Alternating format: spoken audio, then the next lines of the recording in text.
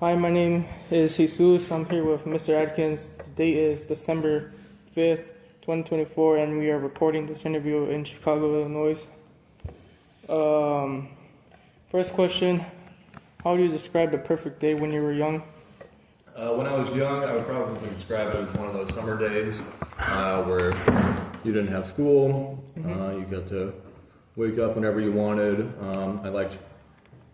When I was young, we had a big yard, so sometimes I would have some friends over and we would ride bikes around town. If I had a few quarters saved up, we'd go to the local ice cream shop and we'd just buy a vanilla cone or something like that, or maybe a milkshake. And then if we were lucky, maybe we could play in the little pool that we had back then. And those are some of the best days I had as a kid. The second question, when you were a child, what did you want to be when you grew up? There was a lot of things I wanted to be when I grew up as a kid. I think that I ran through all the typical young boy things. I think for a while I wanted to be in the Army, I wanted to be a police officer, I wanted to be a firefighter, an astronaut. I was really into Jurassic Park as a kid, so I thought being a paleontologist would be fun, so I think I went through a lot of things as a kid. For my third question, when and why did you decide to become a teacher? I think I always kind of thought about it when I was a kid. When I was in elementary school, I would get frustrated with some of my teachers, and I said, well, if I was a teacher, I wouldn't do it that way. But it wasn't until college that I fully committed to the decision.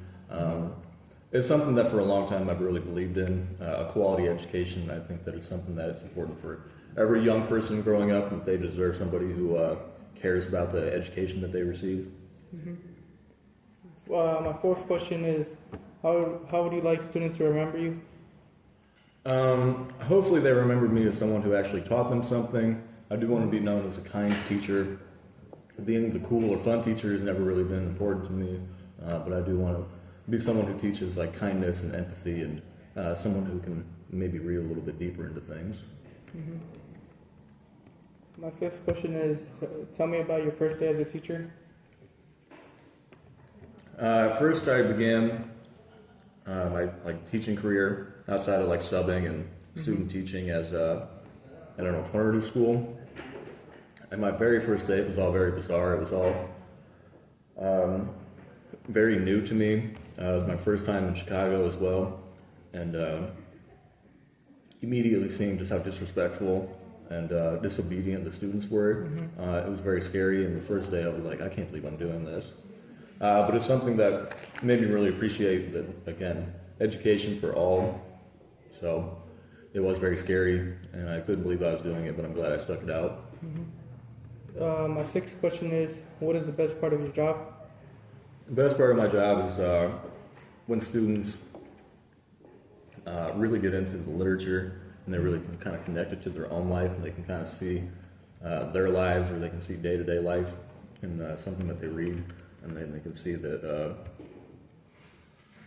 somebody else is kind of going through what they go through. They can see relatability in the things around them, and they can develop empathy. My seventh question is, do you have a dream vacation? If I could go anywhere right now, I think I'd like to go to, well, right now, since it is -5 degrees out, I think an African safari would be wonderful, just to see wildlife, just untouched or less touched by humans, rather than a zoo, just kind of seeing animals interact with each other and just seeing the beauty of our world. My eighth question is, what does your typical weekend look like? Typically, I try to get caught up on some sleep to start. I'll go to the gym. This is where I kind of do some of my chores. So I'll go to the grocery store. I'll clean up around my apartment. Sometimes I'll see friends. If I don't see friends, maybe I'll just play video games online with them. That way I'm still kind of getting to check in with some of my friends. Sometimes we'll go out to dinner or something like that. But I do try to relax a lot of times on my weekends. Yeah. My ninth question is, who is the most influential person in your life? I probably have to be my mom. She's someone I talk to just about every single day. If I don't talk to my mom, then I will talk to my dad. but I do talk to my mom just about every day.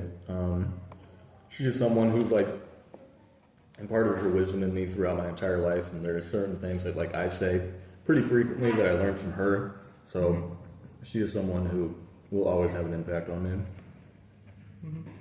My next question is, past or present, is there someone you wish you made amends with?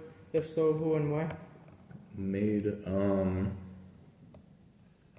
No, I think I do try to practice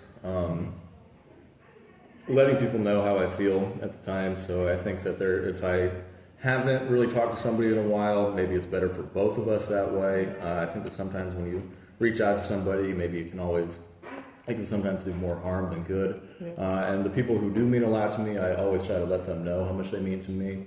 So there really isn't anyone that isn't in my life that I wish that was still there. Next question I have is, what have you learned about yourself in the past year? I've learned that it's okay to not be good at things. I've learned that we always want to be better at things, but there are some things that like it's okay to not be good at. I think that people always tell us, especially in high school, like, oh, you have a C in this, it means you're not good at this. And I think that a lot of times we like assign our value to like what other people say, but I think that it's okay to not be good at things, and that's okay. I think that there are some things that we're all good at. There's some things that only we are good at, but then there are some things that it's okay to not be good at.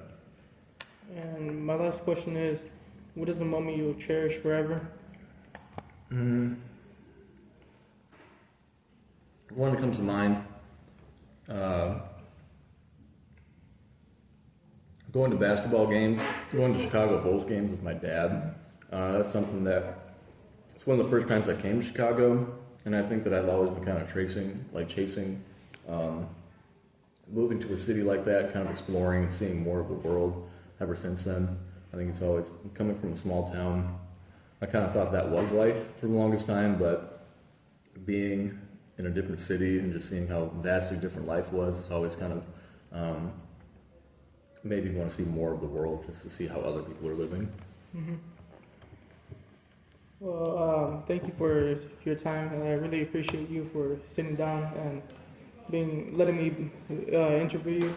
Thank you, Jesus. Thank you.